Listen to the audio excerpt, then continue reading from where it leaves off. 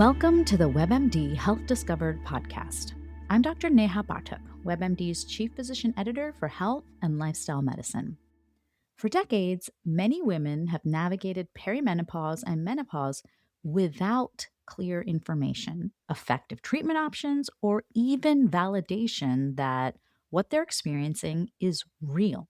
Add to that the lingering fear and stigma around hormone therapy, and it's no surprise so many women feel stuck, untreated, or afraid to ask questions.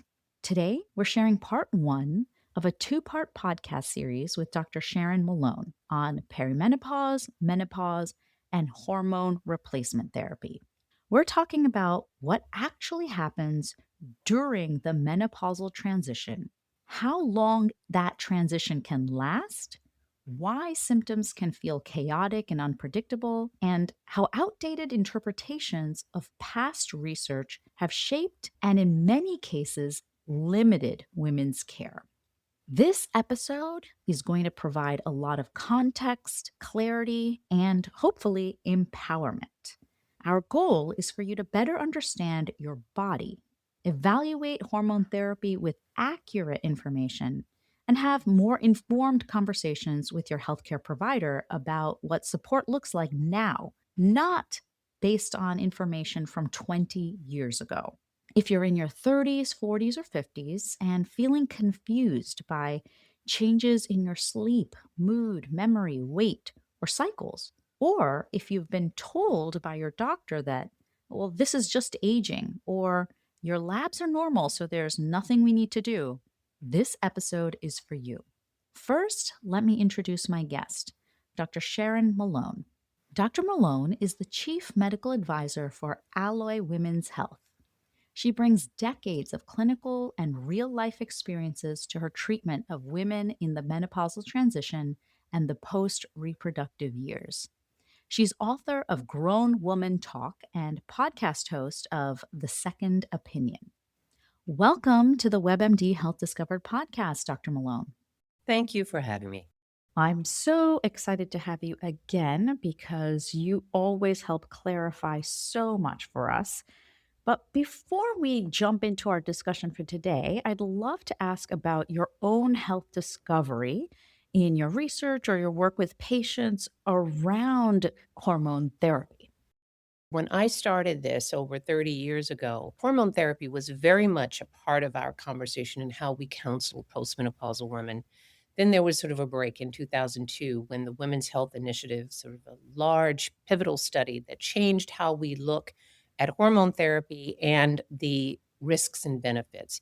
And so there was sort of a break between the first 10 years of my practice and the second two-thirds, I would say, the next 20 years. And in that time, it has been a very difficult time trying to get women to see that hormone therapy is not as bad as it has been portrayed. And there's also the point in these 20 years post that study where women just have gotten nothing. They've gotten no information about what's upcoming, what to do about it. And so there's been this sort of a void for the past 20 years that we're finally seeing the ice breaking on that. And so now we're in a different era, and that's good news. Well, that's great. And I'm really looking forward to digging into the good news. I'd love to take a step back and help our audience understand sort of perimenopause, the menopausal transition. What is happening with the hormone levels and the hormone cycling during this period? In the life cycle of women, we go through various phases. And as we're children, we are what we call pre-pubertal. Then you go through puberty, 12, 13 years old, and we are making that transition into our reproductive years. And everybody understands that. That's what you learn in health class, most of us, and that's what your parents and your mother really prepares you for as you make this transition from being a child to being a woman. We get that part. But then there are your reproductive years, which start at puberty and will go usually until about your mid-30s, your peak reproductive years. people kind of understand what menopause is, and menopause is the end of your reproductive years permanently, and that usually happens about 51.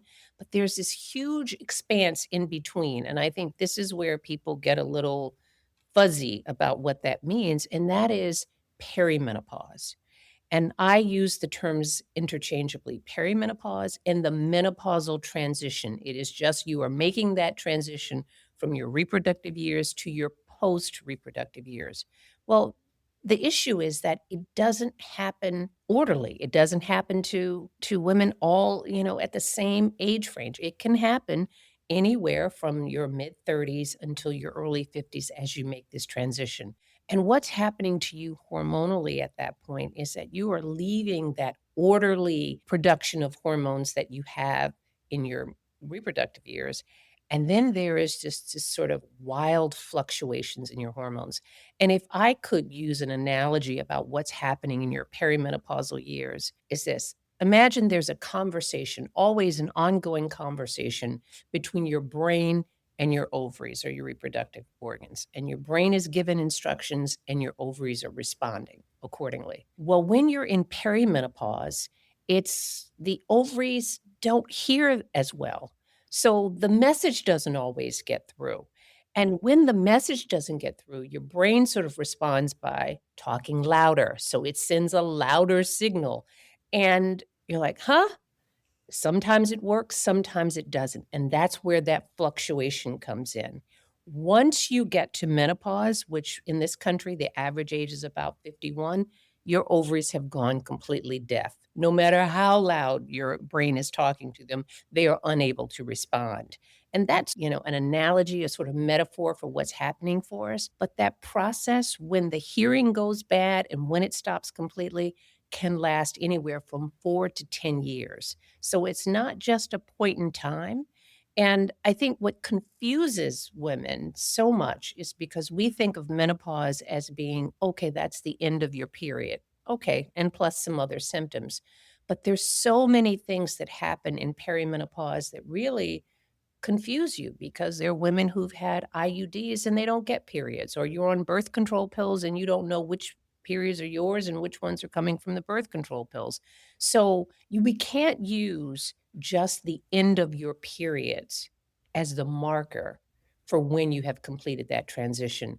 And the other thing that I think is confusing for that transition is that the symptoms that we commonly associate with menopause, and everybody knows hot flashes, but it's hot flashes, it's mood swings, it's sleeplessness, it's brain fog, it's depression, anxiety, sometimes weight gain. All of those things don't happen in any particular order, and they can start happening even when the periods are still relatively regular. So that's what I want women to understand, that it is not a bright line that separates one from the other, but it is a process, it is a transition that is years long. And believe it or not, women are usually more symptomatic in the transition than they are when they get to menopause and beyond. And that leads to confusion, not only for women, but that leads to confusion for a lot of doctors in terms of making the correct diagnosis as well. So, I'd like to dig into several of the threads that you've laid out for us. So, first, I'd love to start with those messages coming from your brain because we're going to dig into what is hormone therapy. So, what are those hormones messengers that are coming from your brain and the response that's meant to come from your ovaries? Okay, well, we're going to get a little nerdy here for a moment because that's what we do. It's called the hypothalamic axis. And that is the signal comes from your hypothalamus, which is a part in your brain, to your pituitary gland, which is at the base of your brain. And those signals go back and forth, and there's a lot of feedback that tells you, okay, stop doing this, do some of that. And then those signals from your pituitary, it makes hormones that will give the directions to the ovary. When is it time to start maturing eggs so you can ovulate? It tells you once you have not conceived in any cycle, when to stop, start all over again and do it. That's the cyclical nature of what women do on a month to month basis. But there's also feedback from the ovary to the brain because it has to tell the brain, okay, I've conceived, I'm pregnant now. So that estrogen that you make during a pregnancy feeds back to the brain again to say, okay, stop, I don't need a signal anymore. Mission is accomplished. So that ongoing conversation between the brain, the pituitary gland, and the ovary it's not just one directional, it goes back and forth. So you know when to stop, when to start. And that is all upended when you get in perimenopause. That's why we see so many of the menstrual irregularities that women get in perimenopause is because that regular 28-day cycle that we may be used to in our reproductive years may be every 2 weeks, it may be every 60 days. Irregularity is more the rule than the exception during that period. And so then let's get to another question that a lot of my patients come in with. And you mentioned this, that there is no bright line, but often patients will come in and say, I need you to do a test and test me to see if I'm in perimenopause. So talk to us a little bit about how we can sort of dispel some of the confusion and talk about what we can and cannot do with labs in the office. Remember when I said that what's happening in perimenopause is that the hormones wildly fluctuate. They may be normal today, your estrogen may be normal. It next week it may overshoot the mark by a lot or it may undershoot. And all of those hormones, that's why I said it's not helpful in making the diagnosis because just because it's normal one week doesn't mean it's out of whack the next week or even the week previously. So we don't use really blood tests to confirm whether or not you're perimenopausal. However, a blood test can be helpful when you are trying to decide whether or not you are menopausal, which means you have had your last period. Because remember that signal where the brain is talking to your ovaries to tell it to do something? That hormone that it's sending out from your pituitary is called an FSH. And as that signal it gets louder and louder and louder, that will rise. Well, it rises and it will stay at that level once you are postmenopausal. That's the only time that a blood test is sometimes helpful.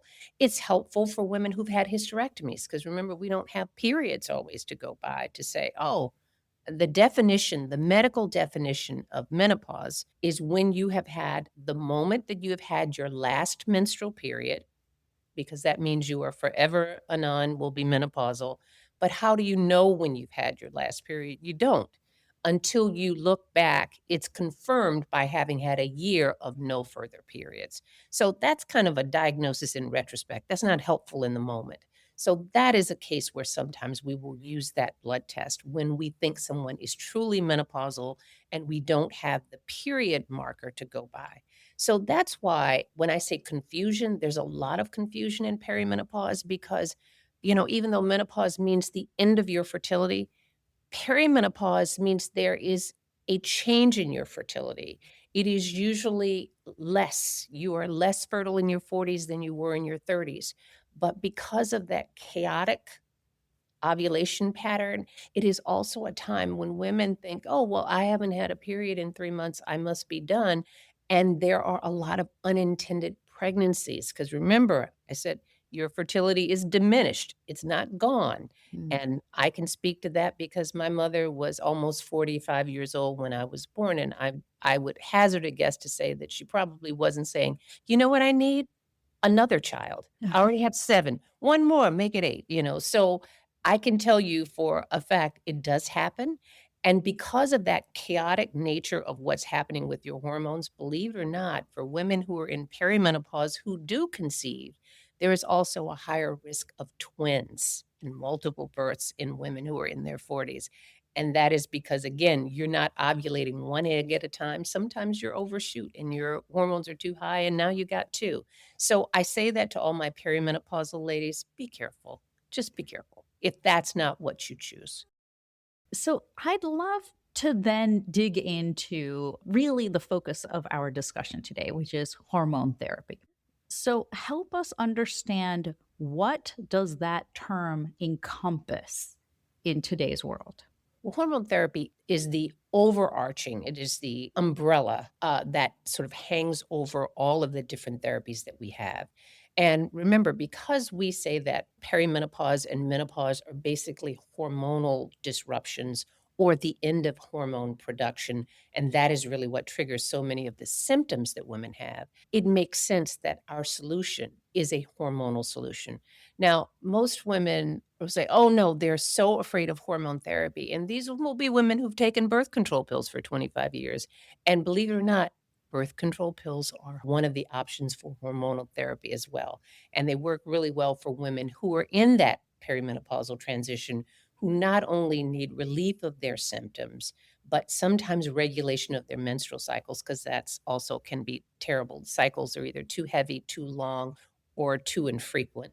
We use birth control pills for that. And we also need them, obviously, for contraception, as we just talked about before. So, again, fearful of birth control pills, not so fearful of birth control pills, fearful of hormone therapy, but understand they are the same basic components in birth control pills that is in hormone therapy that we use, which basically is an estrogen and a progestogen, which is just the two hormones that your ovaries would make in the course of a normal menstrual cycle. The difference is there are different types. We use a different type of estrogen in a birth control pill than we use in hormone therapy. And basically, for hormone therapy or menopausal hormone therapy, it is usually far less than you would ever take in a birth control pill. So, if you're taking hormone therapy or hormone replacement therapy, you're taking anywhere from a third to a quarter of the dose of what's in a even a low dose birth control pill. So I think the fear of hormone therapy is something that has been generated. It's not because I think people don't understand what hormone therapy really is. It's simply an estrogen of some type or the other, and it is a progestogen. Less that you need far less in menopause to control your symptoms than you do when you're trying to control cycles and contraception when you're perimenopausal or even in your premenopausal years. So those are the basic components of it. And we can talk if we have time about why that sort of misperception of hormone therapy and how that's dangerous and birth control pills aren't. And that's not made up. That's something that really came as a result of bad press from over 23 years ago. Let's dig into the fear and some of the stigma around hormone therapy. So part of it is, relates to what you were talking about with regard to just the media attention around the study that came out around 20 years ago, and also the black box warnings. Mhm. So talk a little bit about both of those things and myths you'd like to dispel around hormone therapy. This is a good point to sort of have a little historical context. And hormone therapy as a treatment for menopause is not new. The first hormone was approved by the FDA in 1942. Okay, so here we are. We have almost 80 years of experience of using hormones for treatment of menopause. So 80 years. So fast forward, women have been taking hormones. We learned certain things along the way about, oh, perhaps we shouldn't just give estrogen by itself to women who have a uterus. That's when it was probably about the 70s that we said, oh, we're seeing a higher incidence of uterine cancer in women who use estrogen alone. It does great for the symptoms now. Says nothing about the efficacy for treating what it was given for. But we started to see that there was a higher spike in endometrial cancer. That's when progestin or that second hormone was added to the hormonal regimen. And there we sailed along beautifully until 2002. We were using estrogen alone for women who had hysterectomies who didn't have a uterus, and we used estrogen and a progestogen for women who had a uterus. Going great. Women were happy, probably I would say upwards of about by the time I started in practice, probably 30 to 40% of women who were symptomatic in menopause were given prescriptions for hormones because it did wonderful things. It relieved your menopausal symptoms. Yay, all that hot flashes, night sweats, irritability went away like magic with hormone therapy. Here is the problem. We had also, because we had all of this observational data of 50 years of women who had taken hormone therapy, one of the things that we observed is that in addition to relief of symptoms, we found that women who were taking hormone therapy had a decrease in the risk of osteoporosis. That's a good thing. We also observed in the cohort of women was that they had about a 50% decrease in the risk of cardiovascular disease. And that was huge because, believe it or not, and I know you know this, but most people don't realize that the number one killer of women in this country then and now is cardiovascular disease, not breast cancer. So when we had these observational studies, is wow, women who take hormones have half the risk of heart disease. That was the genesis of the big study that was started, believe it or not, in 1991 by Bernadine Healy, Dr. Bernadine Healy, who was a cardiologist, who was the first female director of NIH. And that's why who's in charge matters. Prior to that, all we had was just sort of observational data about hormones. There had never been a rigorous, randomized, double blind, placebo controlled study that actually looked into hormone therapy for women postmenopausally. Because in 1991, women were not even included in most clinical trials. So this was a good thing. It was huge. So started this massive study, the Women's Health Initiative. And this was the first time that hormone therapy was really looked at rigorously to see, but it was looked at to see whether or not it decreased the risk of heart disease. We didn't need a study to say, does it relieve symptoms? We had, knew that for 50 plus years at that point. And so it was the heart disease. That's how the study was designed. Well, when they started the study, unfortunately, and I say unfortunately, but I understand what the point was. Women have half, just generally, women have half the risk of heart disease than men do until we get to menopause. And then starting at about 60, which is about 10 years after menopause, the risk of heart disease goes up. And we almost reach parity with men in the decades after menopause. Well, it makes sense. If you're going to do a study and the study is only going to last for 8 years, you can't start it for someone at 50 because then you wouldn't even see a difference. So they really were using this study, but they used women who were much, much older. The average age of the study was 63. So these were women that were 10 years after menopause entering this prevention study. And if you can enter the study and you can be anywhere from 50 to 79 years old, and be in the study, I don't think it takes a lot to say, well, you're not going to prevent much in a 79-year-old or 75-year-old. And that's where the confusion came in because they actually did a decent study, and I understand the design, but the results that they got from that study were not applicable to the general population of women who would be prescribed. If you're going to do a prevention study, doesn't it make sense to give it to someone before they get the disease, not afterwards? And so the findings from this really rigorously designed, placebo control study came out with three things. One, it said that it didn't decrease the risk of cardiovascular disease, duh, because the women were too old. But they also found that there was a slight increase in the risk of breast cancer to the tune of about one additional case of breast cancer per thousand women per year. That was the increase. There was an increased risk of stroke, increased risk of dementia, increased risk of blood clots. I mean, imagine all that. But what they didn't say was the breast cancer risk was not statistically significant. Mm. One in 1,000 women per year was not a clinical finding that was meaningful. There were no increase in breast cancer deaths, and the dementia and the heart disease only occurred in women who were much, much older, not even, these were women who were well over 65. And we understand now in a way that perhaps was not articulated then is that the same thing. If you give someone estrogen and you're 74 years old and 5 years from now you have dementia, we know that you don't get dementia that quickly. It started well before. So that's why there was the confusion. But when the findings came out, it was never presented that way. It just said increased risk of breast cancer, no benefit in heart disease, increased risk of blood clots, all those bad things. And when I happened to be in practice when that study came out in 2002, and let me say it was seismic, because when you say that to women, you can imagine how many women had been on hormones, were doing beautifully, and were so afraid by those findings that they stopped their hormones immediately. They were like, I'm not taking these anymore. And even the 40,000 women who were in the study stopped their hormones. Mm. So we lost, all of this, valuable information that we could have had in these 30 years to see what would have happened had those women continued, the younger women.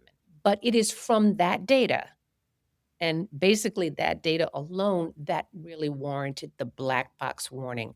And for those listeners who don't know what a black box warning is, the black box warning is the highest warning you can give on a particular medication. It's not in the package insert, it's stamped right there on the front of your box. So you get your prescription, it says, warning, this medication can give you breast cancer, increase your risk of heart disease, stroke, blood clots, and dementia. Well, even women who were adequately counseled about hormone therapy, because you can see that takes a while to explain to women why that wasn't the case. But when they saw it, they would say, oh, no, no, I'm not taking this because this sounds really dangerous. And it looked dangerous.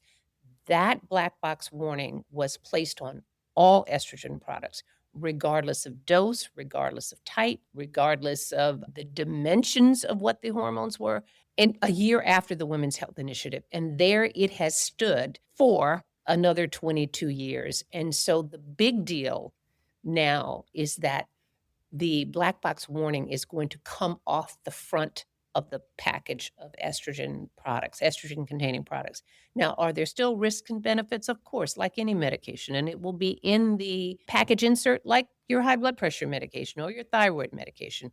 And that's a more appropriate place to put it, not necessarily to give a glaring warning sign on the front of the box. So that's progress. But the point I want to make and be very clear about it is that that black box warning should have never been on there in the first place.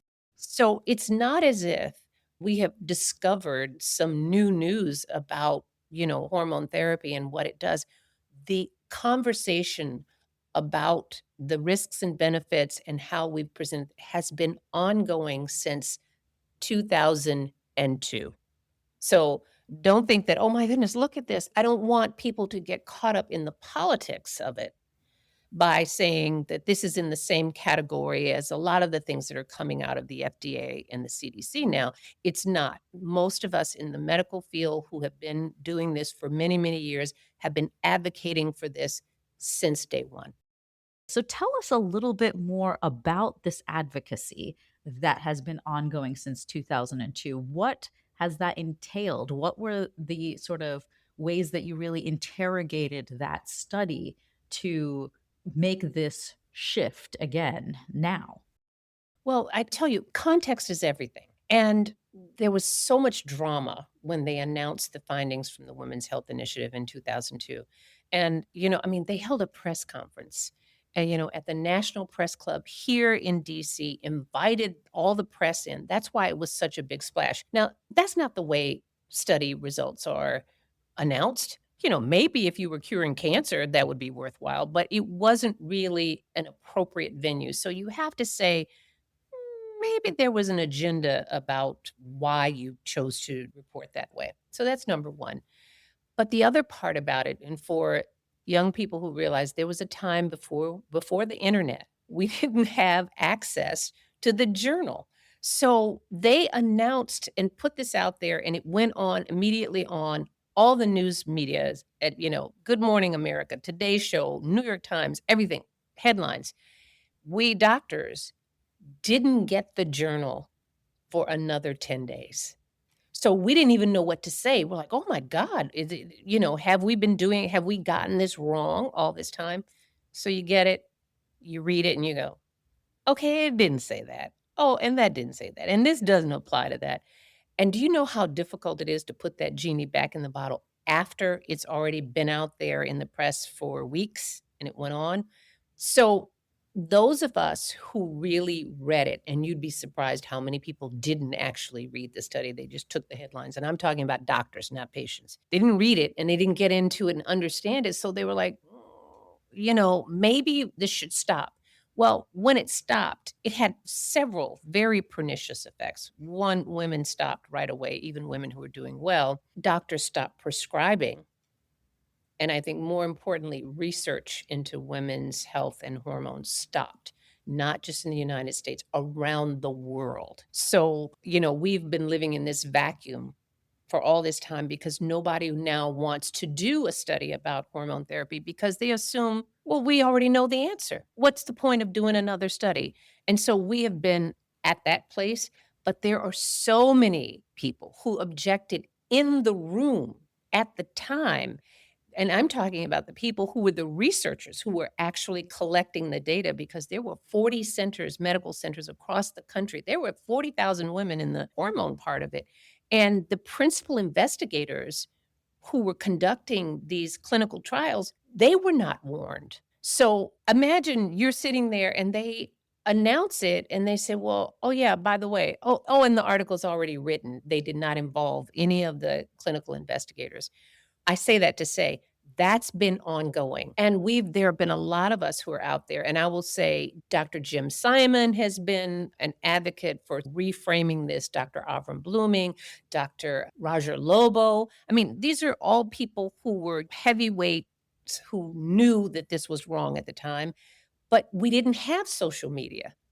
So we argued about it in medical conferences and we tried to talk to your patients one on one in the room, but we couldn't, we never could really make the headway that we needed to make. There were articles written about it, many articles written about how the Women's Health Initiative got it wrong. Again, how many people read those? And imagine if OBGYNs were not trained post 2002. Well, then the fall off is steeper when you get to internal medicine, when you get to oncologists, when you get to people, cardiologists who were, affiliated but not really part of the core of women's health. And so there it's been stuck. But make no mistake about this, information is not new. We've known it. The difference now in the advocacy is that we have increased the awareness. Now we have talked about it so much and have the ability to disseminate this information in a way that we never had before, that now it is part of the general conversation. It's part of, social media. You see a lot of people talking about it. You see more doctors talking about it. So that's the point. I always like to say, no, you didn't just discover something because there really hasn't been that much more research done in this amount of time. And I think that but when we look at that study, we don't want to throw the baby out with the bathwater because there not only has there been the initial results, but they've done several follow-ups. They did a 10-year follow-up, but we've now got a 20-year follow-up. And as we look at those women and, as we follow those women over time, they found that, wow, timing matters, when you start hormone therapy. Don't start hormone therapy at 75 years old. But when you sort of parse that data and you look at it and you say, for women who start hormone therapy either before age 60 or within 10 years of menopause, those women do have a decrease in the risk of cardiovascular disease. Those women do have a decrease in the risk of osteoporosis. Those women also, and again, all the symptoms that we know that are alleviated now, we also know that hot flashes, sleeplessness, depression, all of those things are type 2 diabetes that is also decreased in women. Those things are independent risk factors for developing cardiovascular disease. So doesn't it make sense that if you treat those symptoms early for women? But we learned about the window of opportunity from the Women's Health Initiative. So that's why I said we did learn some things. Timing matters. We also learned that the type of estrogen may matter. We couldn't say that definitively because that's the other thing about this study. It only used one type of hormone, an oral estrogen. It only used one dose. It only used one progestogen. So you can't generalize and say, well, the effects of Premarin are the same as a transdermal estrogen. We did, but you shouldn't have. And so there are things that we have learned, type, we've put some of that into context, we have also learned, and then I think this is a very important piece of it, that there were two groups. And they were, remember, I told you if you have a uterus, you have to take estrogen and progestin because the progestin protects the uterus. But if you didn't have a uterus, and they had a whole cohort of women who had had hysterectomies, and those women were on estrogen only. And guess what they found in the women who were on estrogen only? These women, 20 years now, 20 years of follow-up, the women who were on estrogen only had a 23% decrease in the risk of breast cancer, a 40% decrease in the risk of dying from breast cancer, even if you were diagnosed with breast cancer, and a 30% decrease in your mortality, your overall mortality risk. And that's dying from everything, not just breast cancer, in women who took estrogen only. So had it not been from the, Women's Health Initiative, we wouldn't know that, but I think that it helps take out of the conversation the fact that estrogen is bad. Estrogen is not bad. Thank you so much for being with us today for part one of our two-part podcast series on perimenopause, menopause, and HRT. I'd like to close with my three key takeaways from this conversation. First, perimenopause is a hormonal transition, not a single moment. This transition can take years, and symptoms can be all over the place for years before and after menopause. Because hormones fluctuate unpredictably during this time, blood tests are usually not helpful for diagnosis.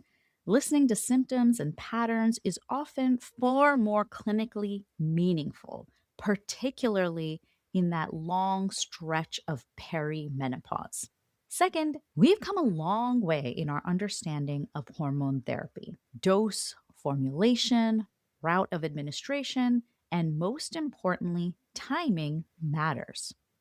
When started in appropriate candidates and within the appropriate time frame, hormone therapy can be effective to relieve symptoms and may offer potential benefits beyond just what we think of as traditional perimenopausal symptoms.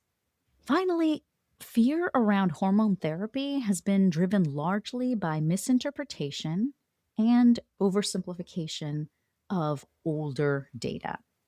Estrogen itself is not bad, and decades of follow up research have helped clarify who benefits most and how to use it appropriately. The main takeaways for everyone listening is that you deserve nuanced, individualized care. Asking your healthcare provider questions about perimenopause, menopause, and hormone therapy is not only appropriate, it's essential. And it's also important to realize that many healthcare providers need more education on this topic. So try to find someone who's trained in menopause treatment and management. To find out more information about Dr. Sharon Malone, menopause, and HRT, make sure to check out our show notes. We'll be back next week with part two of our conversation with Dr. Malone. In the meantime, to find out more information about her work, menopause, perimenopause, and HRT, make sure to check out our show notes. Thank you so much for listening. Please take a moment to follow, rate, and review this podcast on your favorite listening platform. If you'd like to send me an email about topics you're interested in or questions for future guests, please send me a note at webmdpodcast@webmd.net. This is Dr. Neha Pathak for the WebMD Health Discovered podcast.